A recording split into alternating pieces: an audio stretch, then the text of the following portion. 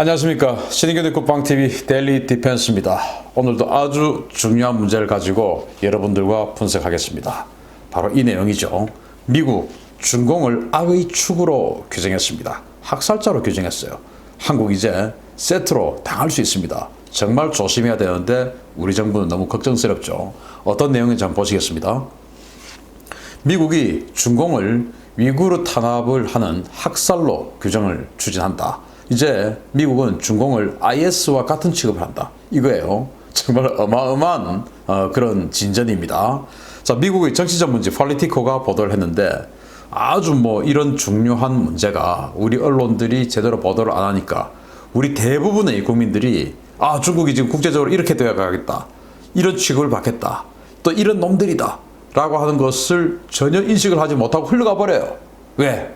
우리 친중 언론들이 보도를 안 해주니까. 그래서 제가 사명감을 가지고 이것을 옮겨드립니다. 자, 도널드 트럼프 미국 행정부가 중국을 위구르족 탄압을 집단 학살, 제노사이드로 규정하는 것을 고려한다. 백악관 국가안전보장회의, NSC, 국토안보부, 국무부 등 유관 기관들은 중국의 위구르족 탄압을 집단 학살로 규정할지 여부를 결정하기 위한 내부 논의를 진행 중이며 이 단어를 사용하지 않을 경우에 반인권 범죄 또는 인종청소로 규정하고 비난할 수 있다고 전했다. 이 표현은 미국이 공식 문서에서 쉽게 쓰는 것이 아니며 보스니아 사태, 르완다 사태, 이라크, 수단 다르푸르 사태, 이슬람 국가 IS 등 5개 사례에서만 적용된 표현으로 미국 관계당국의 이런 검토는 중공을 사실상 인신매매와 학살, 문화재 파괴를 일삼는 IS 수준으로 취급하겠다는 의지를 보여준 것이며 미국이 공식 문서에 이런 표현을 쓰게 되면 미국은 국내법상 반드시 군사적 행동은 아니더라도 이를 해결하기 위한 적극적인 행동을 취해야 된다. 라고 폴리티코가 보도를 했어요. 자, 냉전 이전과 냉전 이후가 많이 다르죠. 그래서 이 냉전 이후에 그때부터 생긴 분쟁들은 이 인권, 인종, 민족 간의 갈등, 이런 것들 때문에 많이 발생을 했죠. 그 이전에 이제 2년 때문에 발생을 했고. 자, 그런데 보스니아 사태 한번 보십시오. 밀로세비치가 유고의 정권을 장악하고, 그러면서 이제 이 인종 간의 갈등이 생기고, 민족 간의 갈등, 유고 연방이었으니까, 그러면서 이제 보스니아에서 학살이 일어나기 시작했죠. 그래서 밀로세비치 정권 시절에 이 지역에서 20만 명을 학살했습니다. 그리고 300만 명의 난민이 생겼어요. 그래서 다국적군이 구성되어서 코소보 공습전 이런 전쟁을 했죠. 르완다 사태, 인종청소 기억하시죠? 이 아프리카, 서아프리카에 있는 르완다라는 나라입니다. 여기에서 최소 50만에서 많으면 100만 정도가 학살당했다라는 보고가 있습니다. 역시 여기도 이제 유엔이 개입했죠. 그리고 이라크 1995년부터 이제 생화학 무기로 자국민을 죽이고 하는 이런 여러 가지 문제, 그리고 이제 학살 이런 것들로 인해서 걸프전 이유입니다만은 이때부터 명분을 축적해서 미국을 비롯한 다국적군이 이라크를 침공했습니다. 수단 다르푸르 사태 역시 마찬가지로 그렇게 해서 남수단과 수단으로 분리가 됐고 지금도 내전 중이고 내전이 아니죠, 전쟁이죠. 그러면서 유엔군, 우리나라 대한민국의 한빛 부대도 가 있습니다. 그리고 이슬람 국가 IS죠. 여기도 이제 학살 그리고 문화재 파괴 이런 것들을 하면서 다국적군이 구성되어서 이 IS에 대한 국제적 공동 전쟁을 했었습니다. 자, 이런 것들과 똑같이 이 집단 학살, 제노사이드라고 규정을 하면 6번째로 이 단어를 쓰는 것이 된다. 미국 정부 입장에서. 그런데 이것보다 한 단계 낮은 게 이제 인종 청소다 이거예요. 그러니까 우리는 사실은 이 중국이 위구르 지역에서 어떤 일을 하는지 정확하게는 모르고 있어요. 왜냐? 워낙 정보 통제를 하기 때문에. 그러나 이 지역에서 강간, 낙태, 생체 실험, 이런 수용소 감금, 이런 것들을 어마어마하게 자행하고 있다라는 것 정도는 조각조각의 정보를 들어서 알고 있죠. 그러나 미국 정부는 아주 많은 정보를 가지고 있을 겁니다. 그래서 오죽하면 우리가 알고 있는 20만 명이 죽은 이 보스니아 사태, 그리고 50만 명에 100만 명이 죽은 이 르완다 사태, 그리고 최근에 정말 전 세계를 공포에 몰아넣은 어떤 IS 사태, 이런 것과 준하는 규정으로 지금 단체로 중공을 규정을 할까, 그렇게 지금 검토를 하고 있을까라는 거예요. 이건 폴리티코가 자신들의 자의적인 해석이 아니고 NSC 관계자의 전언에 따라서 지금 적은 기사입니다. 미국 최고위층에서 검토하고 있다는 겁니다. 자, 그러면 국내법에 따라서 미국은 반드시 적극적인 행동을 해야 된다. 왜? 자유와 인권, 이 인류 보편적인 가치를 달성하기 위해서. 그게 바로 미국이니까. 이 이야기입니다. 그러니까 미국은 중공을 중공이라고 하죠. 집단이라고 하는 겁니다. 아마 다 이렇게 가기 위한 전 단계로 이미 폼페이오 국무부 장관이 계속 중공이다 이렇게 해왔던 것은 아닐까라고 이제 생각이 드네요. 자, 그러면 미국은 왜 중공을 이렇게 범죄 집단으로 규정하려 하나요? 바로 중공은 세계를 앓게 만든 원흉이기 때문입니다. 지금 이 팬데믹, 코로나19 팬데믹 이것만 가지고 세계를 앓게 할까요? 그것도 아니죠. 이것도 뭐 사실은 인종 청소를 했던 르완다 100만 명 이상이죠. 지금 뭐 전 세계적으로 수백만 명이 죽고 있고 앞으로 얼마가 더 죽을지도 모르니까 어쩌면 2차 대전 때 죽었던 사람들보다 더 많은 결과적 학살이 나올 수 있는 것이죠. 자원 싹쓸이 하죠. 자원 전 세계적으로 자원 그리고 자신들이 금어기 갈라파고스까지 가가지고도 치어까지 쓸어오는 이 저질 민족들이니까요. 환경 파괴하고 있죠. 미세먼지, 환경 파괴 우리가 직접적으로 대한민국이 제일 많이 당하고 있죠. 인권 탄압하죠. 소수민족 탄압하죠. 독재하죠. 불법 자금 만들죠. 그러면서 자신들이 불법적으로 부만 불리죠. 산업 스파이에서 마구마구 기술 빼가죠. 지적재산권 막 침해하죠.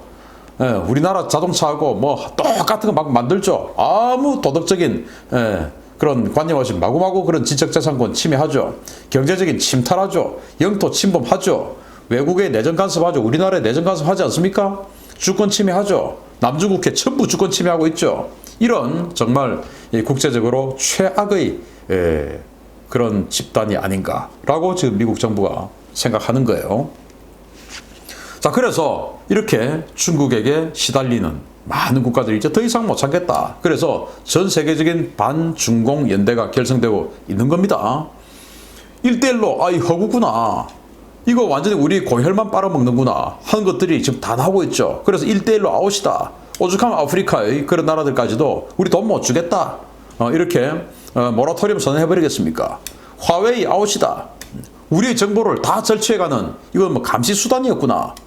이렇게 해서 전 세계 선진국뿐만 아니고 많은 나라들이 화웨이에 대해서 아웃을 외치고 있죠. 공자학원 아웃. 이거 뭐 우리에게 무료로 교육시켜주는 이런 좋은 학원인 줄 알았더니 알고 보니까 이거 친중 스파이 양성손해 라는 거 다 알게 되고 있지 않습니까? 그런데도 우리나라는 공자학원에 못 들어와서 난리죠. 중어중문과 학생들.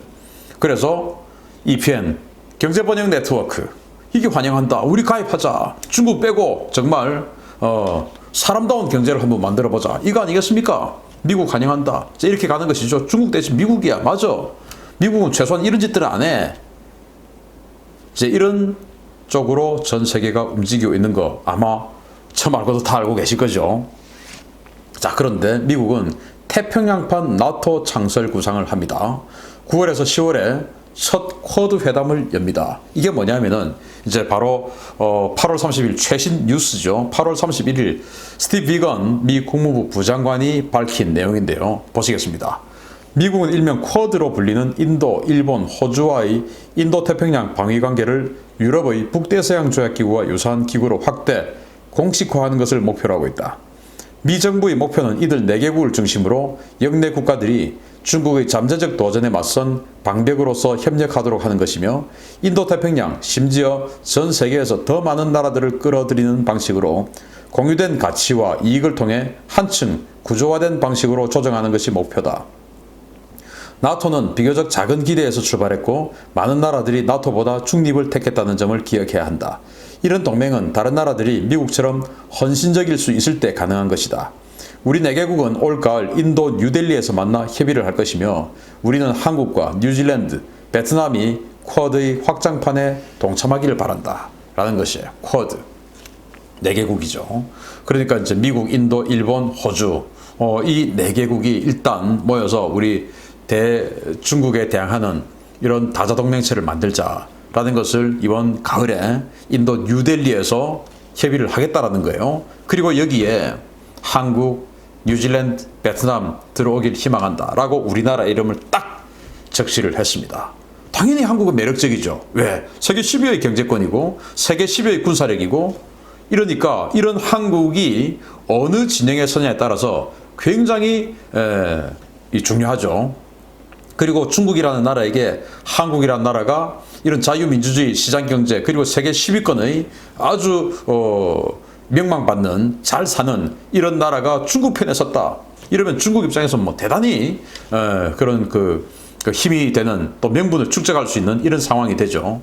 그래서 과거에 박근혜 전 대통령이 중국의 그 베이징 열병식에 간 거 지금도 그것이 잘못됐다라고 비판받고 있는 거 아니겠습니까? 그때 우리 박근혜 전 대통령 외에는 그게 뭐 옳은 제대로 된 그런 국가 지도자가 하나도 없었어요. 전부 독재자였습니다. 거의 뭐 종신 독재자들 이런 사람들 속에 박근혜 전 대통령만 딱 있으니까 야 중국이 이 형사가 괜찮네 이렇게 빚을 내줘 버린 것이죠. 자 그런데 여기에 만약에 우리가 어느 진영에 서느냐 여기에 따라서 정말 굉장히 중요한 이런 입장이 될 수 있는데 왜냐 미국이 사활을 걸고 하고 있기 때문입니다. 자, 미국이 다자동맹 제안 이전부터 다른 나라들은 안보 협력을 강화해왔죠. 이 쿼드 국가들은. 자, 인도와 일본은 군사 교류를 확대하고 있습니다. 미국과 인도가 말라바르 훈련이라고 연례 해군 합동 기동 훈련을 벵골만에서 해요. 그 말라바르 훈련에 일본이 이제 참여를 합니다. 그리고 호주도 참여를 합니다. 이렇게 해서 일본과 인도는 군사 교류를 강화하고 있어요. 또 인도와 호주는 이 인도양을 뭐 이렇게 크게 나눠 쓰고 있기 때문에 역시 반중 군사 협력을 강화하고 있습니다. 그리고 이제 이 인도와 호주가 상호 군사 지원 협정을 체결했어요. 바로 올해입니다. 2020년도에. 그리고 인도군이 호주 북부의 군사훈련장에 가서 합동 군사훈련을 하는 것을 지금 계획하고 있어요. 이 정도로 지금 인도와 호주가 급속도로 가까워지고 있습니다. 또 호주와 일본은 또 여러 가지 긴밀한 협조 체제를 구축해 나가고 있는 와중에 지금 이 괌 지역에서 또 호주 북부에서 일본군이 참여해서 자위대가 참여해서 군사훈련 막 합니다. 그리고 남중국해에서 군사훈련, 합동군사훈련, 기동훈련 합니다. 그러면서 올해 초에 2020년 초에 호주 정부기관에서 나온 보고서에 보면 일본과의 군사동맹을 고려해야 된다. 누구를 때문에? 바로 중국 때문에. 그게 우리 국익에 유리하다. 이런 보고서가 나왔어요. 일본과 군사동맹을 하자 이겁니다. 그러면서 미국은 이 다른 세 나라들과 각각 훨씬 더 긴밀한 협조체제를 구축해 나가고 미국은 아예 태평양 사령부라는 이 미국 최대의 군사 기구 사령부 단위 사령부를 인도 태평양 사령부라고 바꿨죠. 사령부 이름조차. 그리고 인도 태평양 전략이라는 그런 군사정책 외교정책을 만들었죠. 그 정도로 지금 이 쿼드에 신경을 쓰고 있는 게 미국입니다. 그 쿼드의 상대는 누구냐? 중국 아닙니까? 우리 입장 정리 잘해야 됩니다. 자, 그러면 아까 스티브 비건 미 국무부 부장관이 이 4개 나라 쿼드 외에 한국, 베트남, 뉴질랜드가 참여하기를 희망한다 라고 했는데 그러면 우리 한국을 제외한 베트남과 뉴질랜드 어떤 상태냐? 이미 진영 합류 선언했죠. 자, 베트남 같은 경우는 미국의 인도태평양 전략 동참 준비되어 있다 라고 2019년 11월 달에 그러니까 최신 베트남 국방백서에 이렇게 나와 있습니다. 지금 좌고우면한 상태가 아니에요. 아예 국방백서에다가 미국 인도태평양 전략 동참 준비되어 있다. 거기 동참한다 라고 되어 있는 겁니다. 쿼드 하는 겁니다. 인도와 대중 남중국해 군사협력체를 구상하고 있습니다. 자, 지난 2020년 6월 이후에 놀랍게도 인도의 군함이 파라셀 군도, 즉 베트남과 중국이 해상 영토 분쟁을 하고 베트남군을 쫓아보내고 실효적 지배를 하고 있던 베트남군을 쫓아보내고 중국이 무력으로 침탈했던 그 파라셀 군도 앞에 인도의 군함이 와서 베트남하고 합동 해상 기동 훈련을 했습니다. 인도는 베트남에게 파라셀 군도 문제에 있어서 베트남에게 힘을 딱 실어주면서 나는 당신네들하고 같이 간다. 이 셈인 것이죠. 그 파라셀 군도는 바로 중국 남해 함대 사령부가 있는 해남도 사냐 바로 앞입니다. 거기에 인도의 군함이 간 거예요. 그리고 이제 이 인도와 대중 남중국해 군사협력체를 구상하고 있는 게 베트남이에요. 그리고 또 일본과 안보협력 강화 그리고 무기 구매도 추진합니다. 일본은 베트남에게 4천억 원 규모의 군사 차관을 지원을 했는데 그 4천억 원은 뭐냐? 이제 이 해군 군함 건조 차관이었어요. 그러니까 이제 해군 군함 그 이제 이 일본에서 만드는 것이죠. 그렇게 해서 군사 차관을 줍니다. 이렇게 해서 일본과도 교류를 해나가죠. 미국과는 당연하고 미국 항공모함이 베트남 다낭에 입항을 하고 이제 이런 식으로 베트남 확 들어오는 것이죠. 뉴질랜드에 뭐 말씀 안 드려도 파이브 아이즈 국가니까 여기는 뭐 뻔한 거죠. 자, 이 정도로 한국을 제외하고는 완전히 이 쿼드, 즉, 뭐, 앞으로는 쿼드라는 이름을 안 쓰겠죠. 지금 내 나라니까 쿼드인데, 앞으로는 뭐 다른 이름을 쓸 겁니다. 여기에, 즉, 미국을 중심으로 한 반중국 다자 동맹 안보 체제, 군사 안보 체제, 군사 동맹 체제죠. 여기에 다 들어갈 것으로 보입니다. 그럼 한국은 참, 어떻게 되죠? 그런데 한국은 태평양판 나토 구상을 위한 이 사전협조회의에 불참했죠. 그것도 어정쩡하게. 자, 뭐 동아일보가 8월 21일 보도를 했습니다. 뭐 동아일보 보도뿐 아니고 다 나왔는데 마크 에스퍼 미국 국방부 장관과 고노다로 일본 방위상이 8월 29일 미국령 괌에서 회동을 조율 중인 것으로 알려진 가운데 당초 미국은 우리 정부에 한미일 3자 국방장관 회담을 제안했지만 우리 정부가 확답을 주지 않았다. 이와 함께 마크 밀리 미 합참의장도 29일 방한하는 방안을 우리 정부와 조율했지만 진전이 없다. 외교 소식통은 연내 시진핑 중국 국가주석 방한 가능성을 고려해 정부가 신중한 입장을 보인 것이라고 전했다. 중국 눈치 너무 본다 이겁니다. 양제츠 오니까 지금 뭐 한미일 국방부 장관 이 회담하면 양제츠에게 혼날 것 같고 그것 때문에 시진핑은 안 올 것 같고 이러니까 말을 안 하는 거예요. 비겁하게. 정경두 전 국방부 장관 이제 아직 뭐 임식을 안 했을 거니까 전원인지 아닌지 모르겠으나 정경두 국방부 장관 정말 끝날 때까지 비겁의 극치를 보이고 있죠. 끝까지 말 안 하다가 이런 이야기 합니다. 왜 안 갔냐 하니까 미국이 한미일 국방부 장관 회의 8월 29일 참석을 요청했는데도 한국만 불참한 것과 관련해 정경두 장관이 회의에 다녀오면 자가격리를 해야 해서 이 취임식에 못 가니까 라고 답변했다. 이게 제가 지금 확 욕이 나오려고 했는데 참겠습니다. 아니 외교관들은 갔다 와도 능동 보호 조치 하면은 되는 거예요. 이 취임식 할 수 있어요. 또 이 취임식 안 하면 어때요? 이런 자, 그런데 자, 정경두 국방부 장관 후임으로 서욱 전 육군 참모총장을 국방부 장관에 내정한 것이 8월 28일입니다. 금요일이죠. 자, 그런데 여러분 저는 딱 이 서욱 내정자를 국방부 장관에 발표한 8월 28일 날 딱 발표를 보면서 이거 참 이 한국 정부 청와대의 꼼수가 바로 나오구나. 왜? 내일 즉 8월 29일 날 괌에서 한미일 국방부 장관 회담을 미국 측이 요청을 했는데 여기에 가기 싫으니까 그 명분으로 정말 초유의 희한하게도 8월 28일 뭐 날짜를 떠나서 금요일 날 장관 후보자를 발표했다 이거예요. 자, 장관 후보자는 주로 월요일이나 화요일 날 발표합니다. 왜냐? 화요일 날 오전 10시 국무회의를 하기 때문입니다.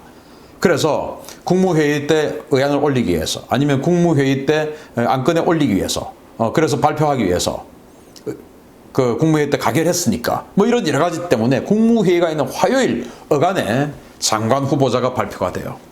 그런데 희한하게도 금요일 오후에 금요일 날 발표가 됐죠. 오전입니다. 그래서 이거 뭐 29일 날 내일 그때로서 내일이었죠. 내일 괌에 안 가는 거 이걸 명분으로 하려고 일부러 억지로 이렇게 28일 금요일 날 발표를 하구나 라고 생각했죠. 저는 뭐 제 생각이 맞다고 봅니다. 정말 비겁한 정부, 비겁한 정경도 끝까지 어떻게 그냥 뭐 중국과의 관계 고려해서 입장이 곤란했다. 뭐 그렇게 이야기하면 되죠. 그럼 비난 좀 받고 말면 되지. 이렇게 찌질하고 비겁하다고 참 욕은 안 듣죠. 어떻게 별 4개 달고 이런 사람이 별을 4개를 달았는지 제가 어떻게 이런 사람하고 알고 지냈는지 참 그 알고 지냈던 세월도 정말 부끄럽게 이를 데 없습니다. 자, 그래서 자유, 민주주의, 시장경제, 인권 이런 인류 보편 타당한 가치 공유를 하겠다고 모이는 게 바로 이 반중국 네트워크입니다. 군사 동맹 아마 만들어질 겁니다. 여기에 대한민국만 참여 안 하면 이제 대한민국 국제적 왕따 되는 거예요. 중국몽 자꾸 꼬야 하니까 자꾸 연락하지 마세요. 호호. 이거 아니겠습니까? 저기에 대해서 경례를 하고 싶어가지고 안달이 나 있는 겁니까 도대체? 우리가 죽어도 좋습니까? 지금 미국이 보스니아, 루안다, IS 이런 것들하고 똑같은 취급을 준공을 놓고 하겠다 이거예요. 그러면 우리가 IS한테 협조를 했다고 생각해 보십시오. 상상이 됩니까? 우리가 유고의 밀로세비치한테 협조를 했다고 생각해 보십시오. 상상이 됩니까? 우리 그런 취급 받는 거예요. 여러분들, 우리가 국제적으로 그런 취급 받아서 되겠습니까? 이 나라를 이루기 위해서 여러분들이 그리고 우리가 제가 얼마나 노력했는데 우리가 왜 IS나 밀로세비치 같은 이런 대우를 받아야 됩니까? 누구 때문에? 저기 때문에. 그래서는 안 됩니다. 정말 잊으면 안 됩니다. 그리고 바꿔야 합니다. 마치겠습니다. 감사합니다.